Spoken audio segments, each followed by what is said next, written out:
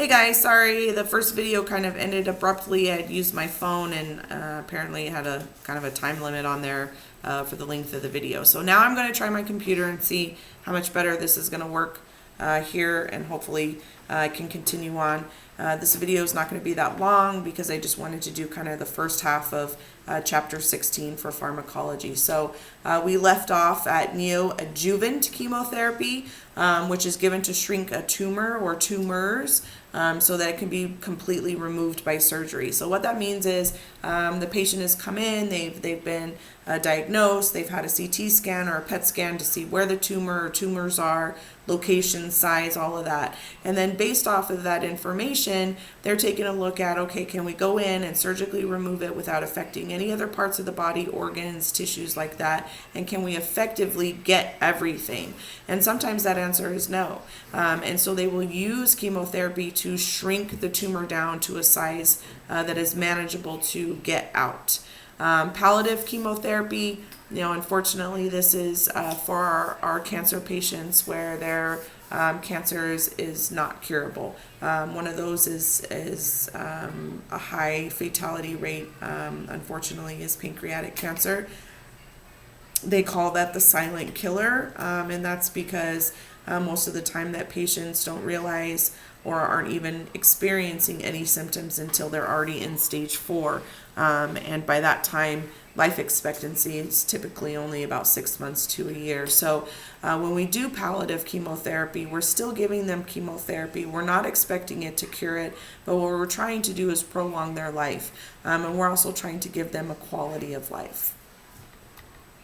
So the main goals of these 3 separate forms or administrations of chemotherapy. So primary chemotherapy, the main goal of that is curative. We want to give it, we want to cure it, we want to get rid of the cancer.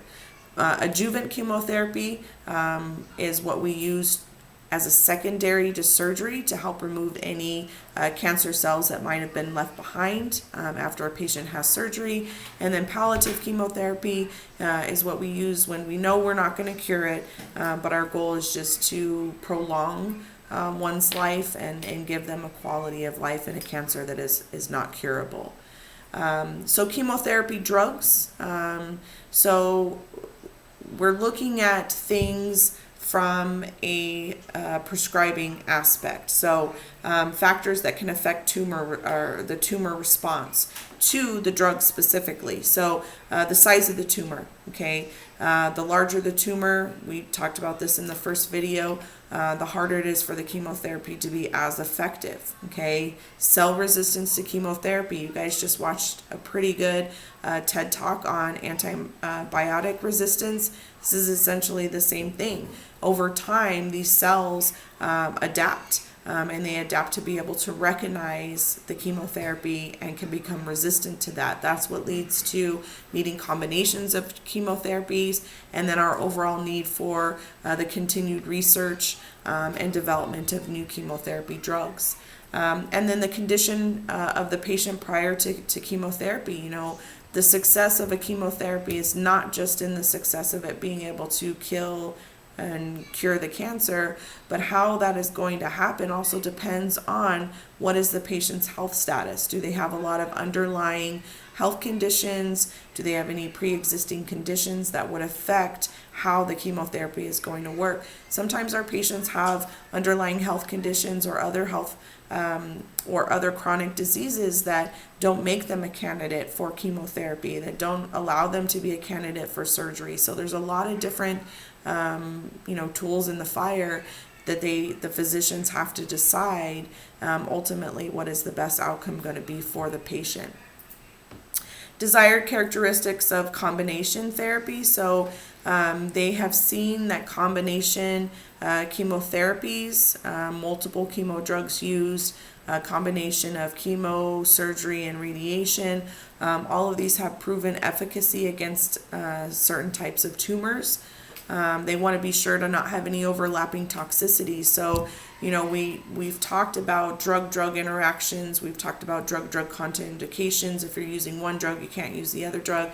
And the same goes for chemotherapy medications. There are certain medications that, even with chemos, it just cannot be used together, but they're both great drugs to treat that particular form of cancer.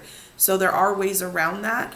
Do they do one form of therapy for 6 weeks and then begin the other? What is that wait time in between?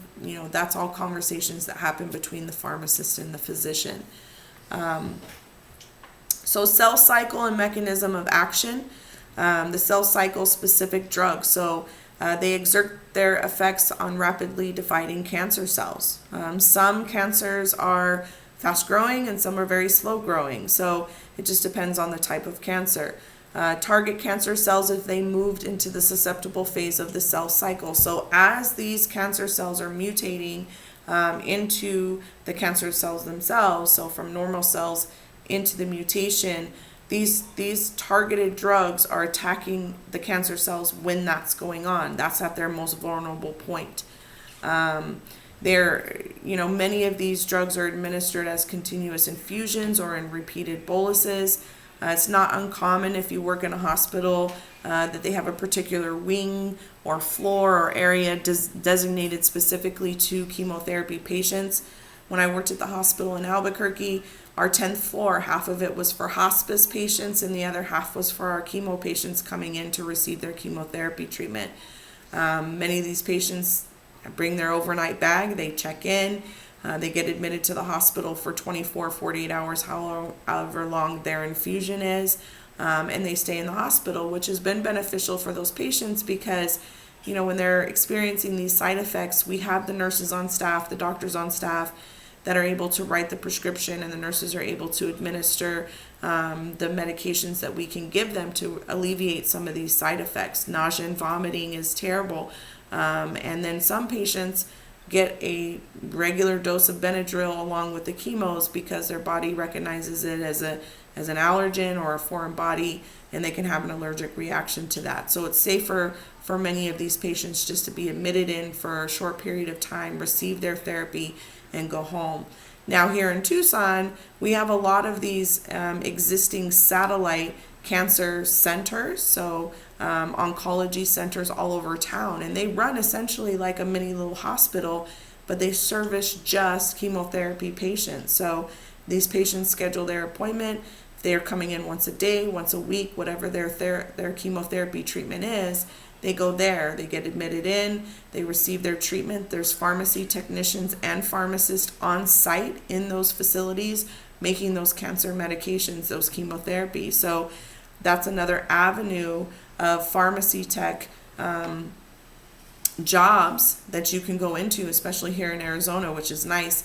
New Mexico, we weren't allowed to compound chemotherapies, but in Arizona, pharmacy technicians can. So it's another option for you to think about, especially with your sterile product certificates and additional training in that area. That, if that's something that you want to consider, I would highly encourage it because it's a great field, and our cancer patients are just as important.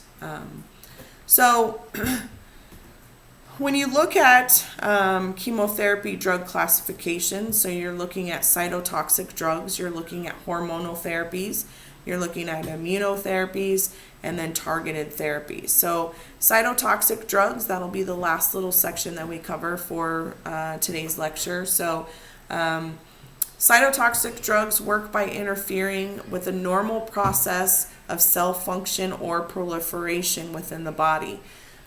Disadvantages of cytotoxic drugs is that they do not specifically target tumor cells specifically. These cytotoxic drugs are associated with high incidence of side effects such as bone marrow suppression, which decreases our immune response, which puts us more at risk for infections, alopecia, which is loss of hair. And then they break down the cytotoxic drugs into different categories. So alkylating agents, antimetabolites, and then the topoisomerase inhibitors. That was a mouthful. So if you take a look at those, we will start to review those in the next PowerPoint. You will have a a couple, I believe 4 drug cheat charts to complete for today's assignment. Make sure that you are using your chapters, you're using your PowerPoints to complete those drug cheat charts, but also if you cannot find the brand and or generic name of that drug, you need to be using Micromedics in the online PMI online library.